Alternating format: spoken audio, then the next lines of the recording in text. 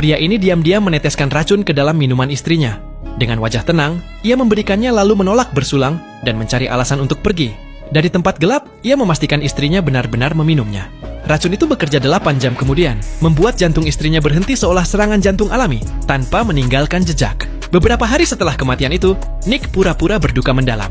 Akhirnya, pada suatu malam saat semua anggota keluarga pergi, Nick bergegas mengendarai motor menuju sebuah rumah tersembunyi. Di sanalah si cantik Carla menunggunya, gadis yang menjadi alasan ia meracuni istrinya. Nick mengira semuanya berjalan sempurna. Autopsi berlalu mulus, warisan besar sudah di tangannya, dan ia bisa kabur bersama Carla. Namun tiba-tiba telepon dari polisi mengabarkan hal mengejutkan. Mayat istrinya hilang dari ruang jenazah. Keduanya terdiam, diliputi ketakutan. Carla yakin itu jebakan polisi. Sementara Nick bersikeras tidak mungkin ada celah dalam rencananya. Dengan hati berdebar, ia memutuskan mencari tahu sendiri apa yang sebenarnya terjadi.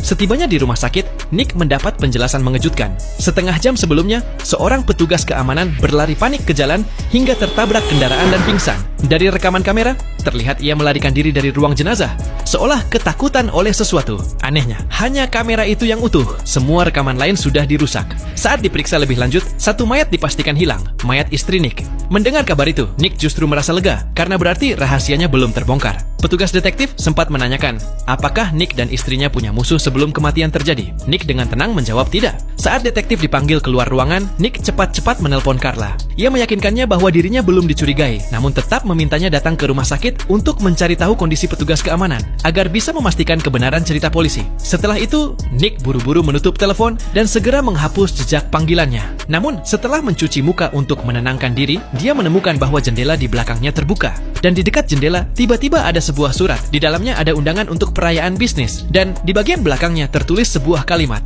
"Tutup mata, kau masih di sampingku." Ini benar-benar membuat Nick sangat ketakutan. Ia pernah melihat undangan itu di rumah. Kalimat ini seharusnya hanya diketahui oleh dia dan Carla. Memikirkan ini, napas Nick mulai terasa berat. Apakah malam itu istrinya berpura-pura tidur dan sudah lama mengetahui hubungannya dengan Carla? Ia buru-buru merobek barang-barang itu dan membuangnya ke toilet. Namun, saat ia berencana untuk menyiramnya, sialnya, ternyata toilet itu rusak. Dan pada saat itu seorang polisi masuk. Nick segera menutup pintu. Ia tahu bahwa ia hampir tertangkap. Ia hanya bisa menahan rasa mual, mengambil potongan-potongan kertas dari toilet dan menelannya satu persatu.